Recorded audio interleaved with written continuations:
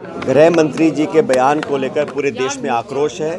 न सिर्फ कांग्रेस पार्टी लेकिन समूचे देश में लोग समझ गए हैं कि भाजपा की इंटेंशंस क्या हैं और उनकी सोच संविधान के प्रति और अंबेडकर जी के प्रति क्या है।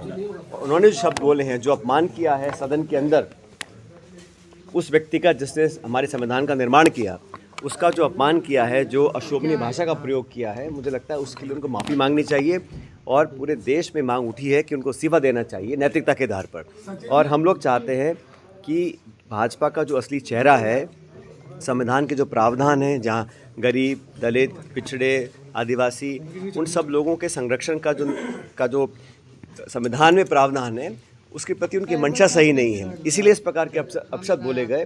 पूरे देश में लगभग हर जिले में आज ये मांग उठ रही है कि उनके लिए उनको माफ़ी मांगनी चाहिए और अपने पद से त्यागपत्र देना चाहिए।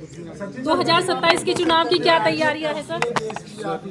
तो उसमें शामिल होंगे क्या करें? बसपा ने ऐलान किया कि मैं बाकी दलों का नहीं कह सकता हूं, लेकिन इंडिया अलायंस में सभी नेता, सभी दल एक मत हैं कि जिस प्रकार से घोर अवमानना की गई है, सदन के पटन पर जो कहा गया, उसके लिए उनको माफ़ी मांगनी चाहिए। इंडिया अलायंस पूरी मजबूती से इसका विरोध करेगा और जनता के बीच हम जा रहे हैं।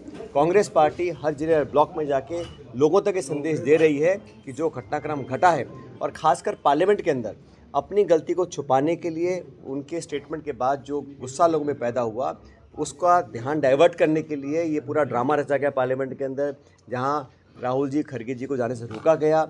हमारे लोकतंत्र के मंदिर में जिस प्रकार की अप्रिय घटना होने की बात की गई और फिर राहुल जी के खिलाफ जाके एफआईआर करी गई, ये पूरा ड्रामा मीडिया और जनता का ध्यान डाइवर्ट करने के लिए किया गया, क्योंकि मुद्दा ये था कि आपने अंबेडकर जी के खिलाफ जो बोला उससे लोगों में भारी असंतोष है। सिर्फ दलित समाज में नहीं, संपूर्ण भारत के लोग इस स्टेटमेंट के खिलाफ हैं, उनसे माफ़ी की डिमांड करते हैं और नैतिकता के आधार पर उनको इस्तीफा देना चाहिए। मैंने कहा ना, इंडिया गठबंधन पूरा एक है और सब नेता एकजुटता से बात करते हैं।